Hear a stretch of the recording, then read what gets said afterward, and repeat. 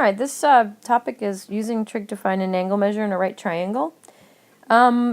It's exactly the same steps that we've done in other right triangle trig problems, so that will feel comforting. The thing that's a little different, I want to explain a little bit before we actually jump into a problem. So let me start with something like this, where we know that the general equation for the sine is the sine of an angle equals the opposite over hypotenuse.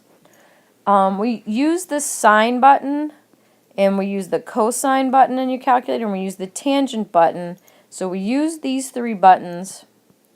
Put this in your notes, please. Use these three buttons when we know the angle measure. We know, and what we're going to deal with in this video is when we don't know the angle measure and we're trying to find it, but we know two side values.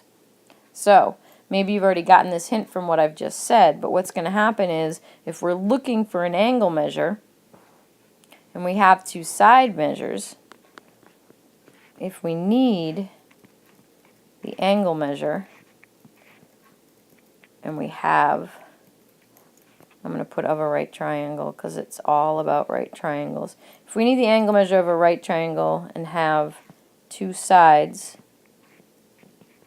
or two side measures, clearly we have three sides, we just may not know all the measures. We use what three buttons? Well, if you look on your calculator, you will see somewhere on there, it looks like a sine to the -1, a cosine to the -1, and a tangent to the -1. They're called inverse sine or arc sine, inverse cosine or arc cosine, or inverse tangent. I guess I could write those down so that you have that. Whoops, you guys get scram. Cool.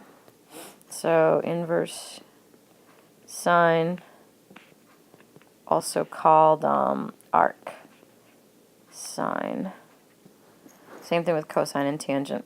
So these are used when you're looking for angle measures. Use when you need the angle. It's a good way to put it, just because sometimes I've taught this, and after learning trig, then all of a sudden everyone just suddenly gets super confused. I have no idea when to use which button. So if you're looking for the angle, you use these guys. If you have the angle, you're going to use the first three that you learned. If you can just remember it that way, it should really eliminate a lot of confusion. All right, so now that you've kind of been introduced to those, let us move on to another problem. I just wanted to say one more thing. The trig values that you get out of the calculator, you know how if you hit like sine of 72, you'll get like this huge long decimal? When I was going to school, well, I guess they were programmed into calculators when I was going to school, but we also use something called trig tables.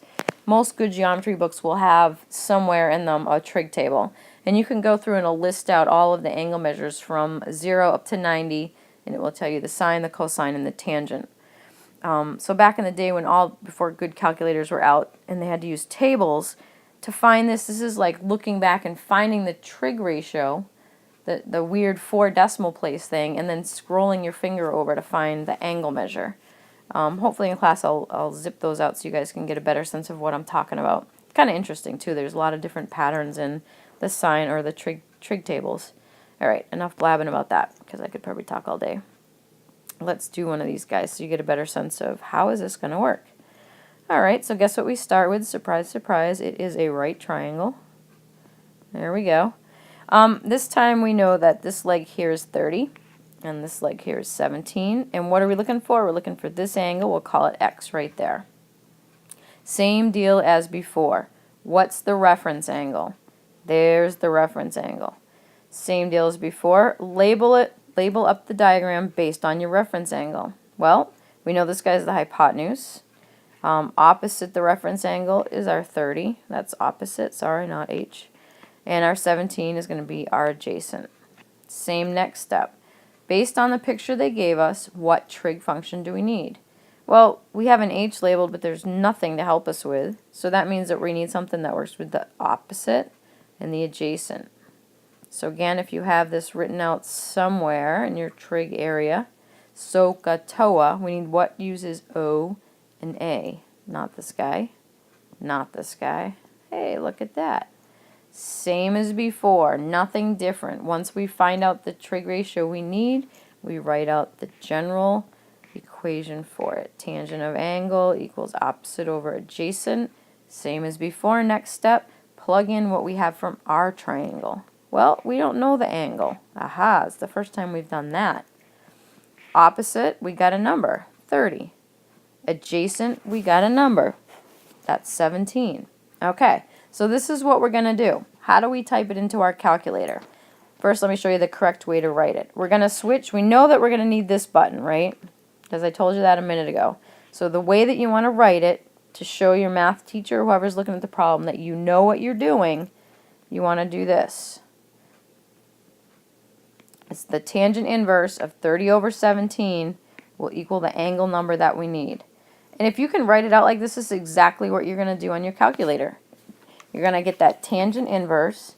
If you're using a TI-83 or TI-84, you hit second tangent. It will come up. It'll say it right on the screen. And how do you type this guy in? 30 divided by 17. 30 divided by 17. Then you can hit enter. And then if you are, if you've done all that right, you should end up with 60.46, which I'm just going to say 60.5 degrees equals x. So again, we needed an angle measure. We used our inverse tan function.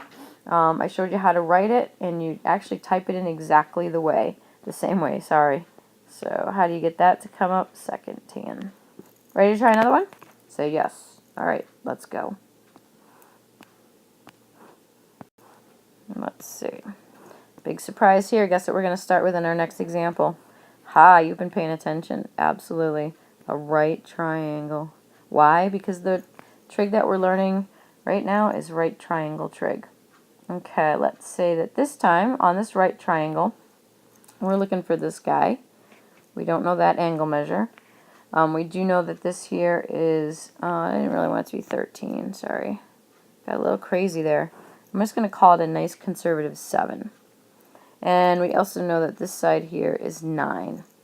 Alright, again, this should be really repetitive, especially if you've done a lot of trig right in a row. Right triangle trig is very much the same. Number 1, reference angle. There it is. Number 2, label the picture. This is our hypotenuse. This is our opposite. This is our adjacent. Number 3, which trig ratio do we need? Well, we have values for the adjacent and the hypotenuse. So when we look at our little chart for A and H, that's cosine. Step 4, write out the general equation. Adjacent over hypotenuse. Step 5, plug in our values. Cosine of x equals, adjacent is 7 over hypotenuse is 9. Okay, now this is really the only new thing that we've learned in this lesson, honestly. We're going to use inverse cosine, 7 divided by 9 equals x, and then we type it in.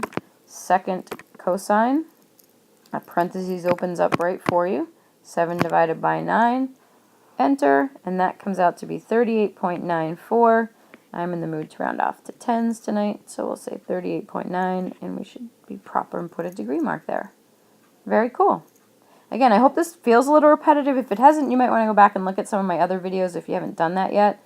I list out the steps, and these are exactly the same steps that I do at least through 3 of the videos, so, and probably more. I'm looking at, I have another topic to do on trig, one more. So what I'm going to do now is I'm going to scroll up, and I would like you to copy down the next problem that I write down, hit the pause button, try to work through it on your own, and then hit the play button and see if you get the same thing that I get. Alright, scoot. And you'll never guess what we're going to start with. I know, I'm just so clever. Alright, there we go. Beautiful right triangle again, not drawn to scale. This time we're going to look for this angle up here. We're going to say that this side is 18, this side is 17. So go ahead and hit pause, give this guy a whirl on your own, give it a shot. Look back at your notes because I know you have your notebook out, right? And you copied down a couple examples already? Yes, you did. All right, let's see. First step, reference angle. Second step, labeling it up. We get an opposite, we got an adjacent, we got a hypotenuse. Third step, what trig function? Hypotenuse is useless. So we need opposite and adjacent. That's our TOA. Tangent of an angle is opposite over adjacent. Plug in what we know. Don't know the angle. X. Opposite 17. Adjacent 18. How do we write it out? Inverse tan of 17 divided by 18 will give us X. And we just type that right into our calculators. 17 divided by 18.